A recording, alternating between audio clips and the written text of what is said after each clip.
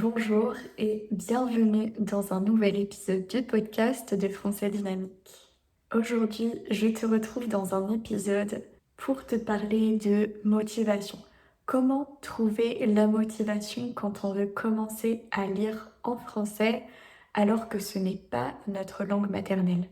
Ça peut sembler parfois un peu compliqué de se dire je vais commencer à lire en français parce qu'on a l'impression que ça va être compliqué, qu'on va pas tout comprendre, qu'on va devoir regarder dans le dictionnaire beaucoup, ou alors même on se dit que c'est un livre, c'est trop gros et donc que ça va être vraiment compliqué de terminer le livre. Alors j'aime bien faire une petite comparaison avec Duolingo. Si tu ne connais pas, c'est une célèbre application qui permet d'apprendre entre guillemets une langue si tu pratiques tous les jours. Alors, je ne suis pas 100% contre Duolingo. Je pense que c'est un bon outil qui peut t'accompagner dans ton apprentissage du français, dans l'apprentissage des langues en général.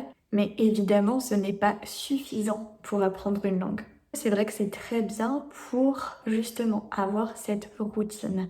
Parce que tous les jours, tu dois pratiquer. L'application te rappelle en fait que c'est l'heure de pratiquer, c'est l'heure de t'y mettre. Et donc, tu n'oublies pas et tu pratiques un petit peu, même si c'est juste 5 ou 10 minutes. Alors ça, en soi, c'est très intéressant, c'est très bien, mais ça ne nous aide pas à progresser très rapidement en français. Parce que ce n'est pas très pratique, parce que tu ne t'exposes pas assez finalement à la langue, mais tu dépends d'un algorithme et d'une application. En plus, je pense que ce n'est pas toujours très utile au quotidien. Parfois, il y a du vocabulaire qui n'est pas forcément très utile. Moi, par exemple, j'apprends le danois sur Duolingo. Donc oui, j'utilise Duolingo. Ça me permet d'être relativement assidue, en fait, de pouvoir me connecter tous les jours pour un petit peu de danois. Mais il y a des choses, sincèrement, que je ne sais pas dire en danois qui me semblent très importantes et que je n'ai jamais apprises, et d'autres choses que je sais dire et finalement peut-être qu'ils ne me serviront jamais.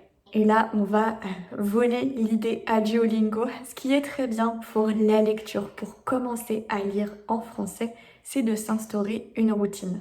Alors peut-être que tu n'as pas besoin qu'une application te rappelle que c'est le moment de te connecter, mais tu peux peut-être tout simplement, dans ta routine de tous les jours, le matin, par exemple, avant d'aller au travail ou dans les transports en commun si tu les prends, ou peut-être même le soir avant de te coucher, tu peux déterminer une routine en français pour lire peut-être 5 minutes, 10 minutes. Ça, c'est le plus important. Je le répète toujours, mais la constance, c'est la chose qui va te permettre de continuer à t'améliorer en français.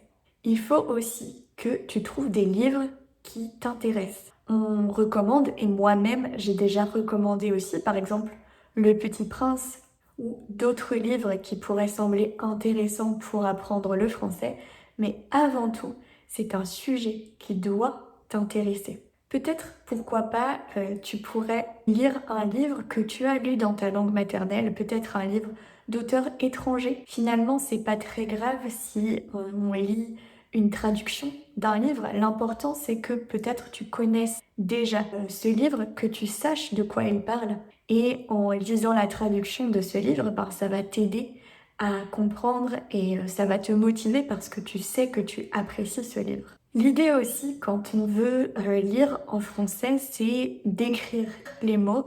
Peut-être avoir un petit cahier où tu vas pouvoir écrire les nouveaux mots, les expressions qui te plaisent, peut-être aussi des phrases entières que tu trouves intéressantes, parce que ça va te permettre vraiment de garder en mémoire ce que tu apprends. Tu peux aussi très bien t'enregistrer, faire un message vocal par exemple, pour t'enregistrer des choses que tu as apprises, ou aussi faire un petit résumé. Ça, c'est très intéressant aussi de faire un petit résumé de ce que tu as lu dans la journée en français. Tout ça, on essaye de le faire dans mon atelier de lecture Le Temps de lire. On essaye vraiment d'être assidu, de lire tous les jours un petit peu. Et ça, c'est vraiment important de faire des résumés, de dire ce qu'on a compris, ce qu'on n'a pas compris en français, pour que la lecture soit un moment agréable aussi. Tu peux aussi varier les supports. Tu ne dois pas uniquement acheter un livre en français pour pouvoir lire. Tu peux lire le journal, par exemple, tu peux lire le journal en ligne sur ton téléphone. Tout ça, ça compte comme de la lecture. Tu peux t'inscrire à un magazine qui te plaît. Et il y a aussi évidemment l'option des livres audio. Je trouve que c'est une option qui est assez intéressante parce que ça nous permet de pratiquer la compréhension orale aussi. Alors certes, c'est un peu différent de lire un livre réellement, mais si tu n'as pas le temps, par exemple, d'ouvrir un livre, tu peux écouter des livres audio. Et pourquoi pas si tu as l'occasion de faire les deux, c'est vraiment génial. Je conseille toujours d'acheter le livre en papier ou en format e-book et à la fois d'écouter le livre audio. Ça, c'est vraiment un excellent exercice. Par exemple, Duolingo, ce qu'il fait, c'est qu'il donne des petits défis, des défis entre amis, des défis aussi par jour. Et toi, tu peux faire la même chose finalement. Tu peux décider que ce mois-ci, ok, ce mois de mars par exemple, je vais lire 100 pages ou je vais lire 5 chapitres par exemple d'un livre qui me plaît beaucoup. Ça permet de rester motivé, de garder cette motivation de lire en français et donc d'en faire aussi une routine. Et enfin, je pense que c'est très important d'être entouré de personnes qui sont motivées par la lecture aussi. Dans mon atelier de lecture, pour moi, l'objectif, c'est qu'on soit ensemble, qu'on puisse discuter, échanger des choses qu'on comprend ou qu'on ne comprend pas. Et tout ça, eh bien, ça motive. On voit qu'on n'est pas les seuls à ne pas comprendre quelque chose dans le livre. Et finalement, c'est quelque chose de très valorisant aussi, de voir que personne ne comprend tout. Et franchement, je voulais dire que même moi, parfois je lis des livres en français et je ne connais pas les mots. Je dois chercher dans le dictionnaire si je pense que c'est important ou si vraiment je suis intriguée par la signification. Et sinon, je continue ma lecture et je regarde plus tard la signification.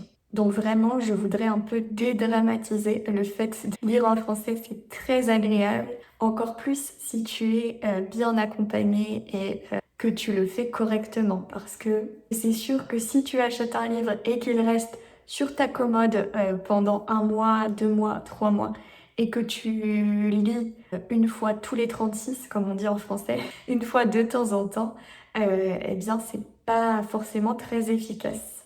Donc, bien évidemment, si tu veux aller plus loin dans la lecture, vraiment profiter d'un livre qui sera à ton niveau, où on pourra apprendre beaucoup de mots, de vocabulaire, d'expressions, etc., je t'invite vivement à rejoindre mon atelier de lecture Le Temps de lire. En ce moment, on est déjà avec les personnes qui sont inscrites à mon atelier de lecture en train de lire le livre Les Malheurs de Sophie.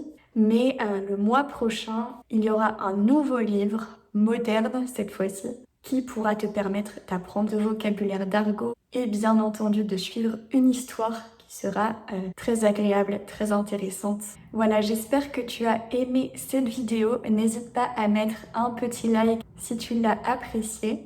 Tu peux aussi rejoindre mon atelier de lecture si tu en as envie. Tu as toutes les informations juste en dessous. Et moi, je te dis à très vite dans un prochain épisode.